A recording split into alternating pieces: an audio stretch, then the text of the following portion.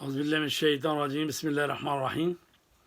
حضرت امام مہدی علیہ الصلوۃ والسلام کی دعا، اس کی تلاوت کا شرف حاصل کرتے ہیں۔ بسم اللہ الرحمن الرحیم۔ اللہم ارزقنا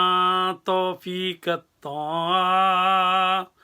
وبعد المعصیہ وصدق النیہ وعرفان الحرمہ وأکرمنا بالہدی والاستقامہ وسدد ألسنتنا بالصواب والحکمہ واملأ قلوبنا بالعلم والمعرفہ وطہر بطوننا من الحرام والشبہات واکفف ایدینا عن الظلم والسرقہ واغضض ابصارنا عن الفجور والخیانہ واسدد اسماعنا عن اللغو والغیبہ وتفضل على علمائنا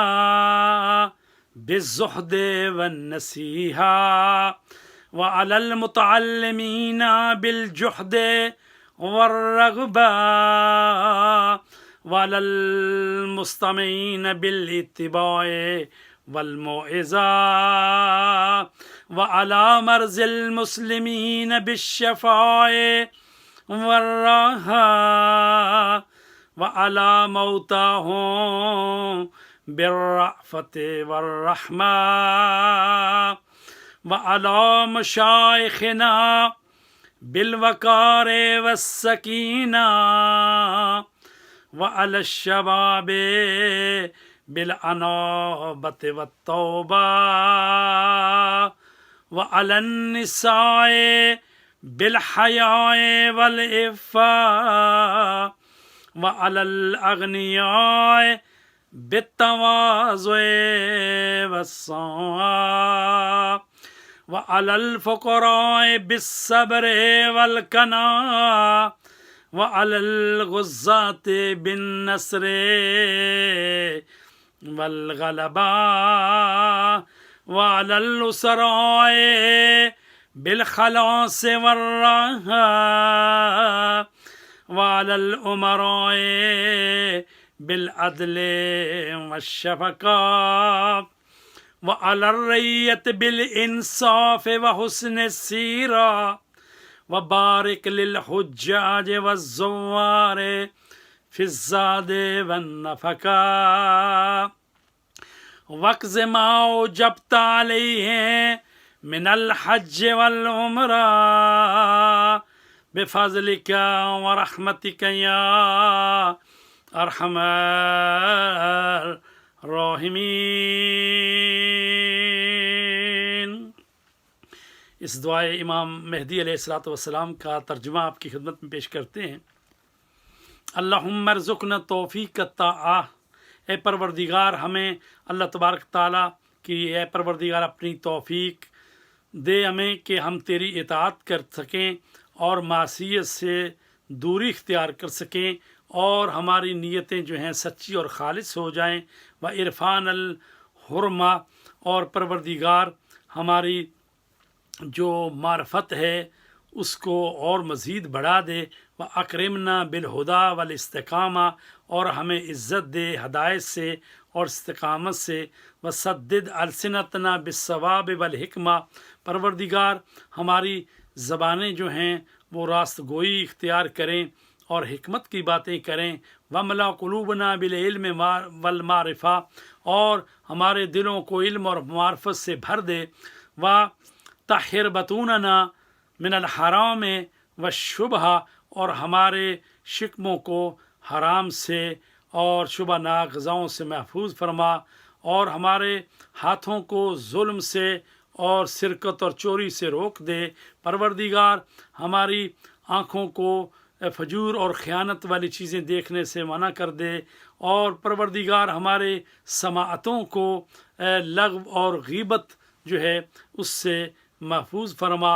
اور ہمارے علماء جو ہیں ان کو زہد اور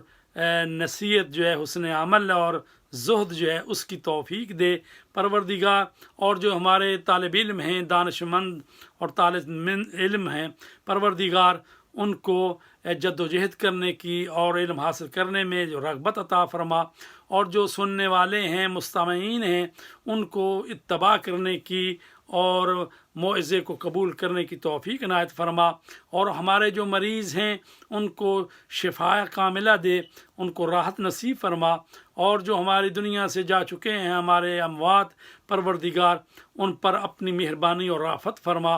اور جو ہمارے بوڑھے ہیں ان کو وقار اور سکونت عطا فرما،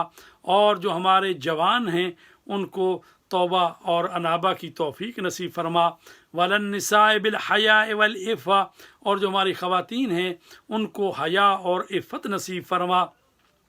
اور پروردگار جو ہمارے اغنیاء ہیں ان کو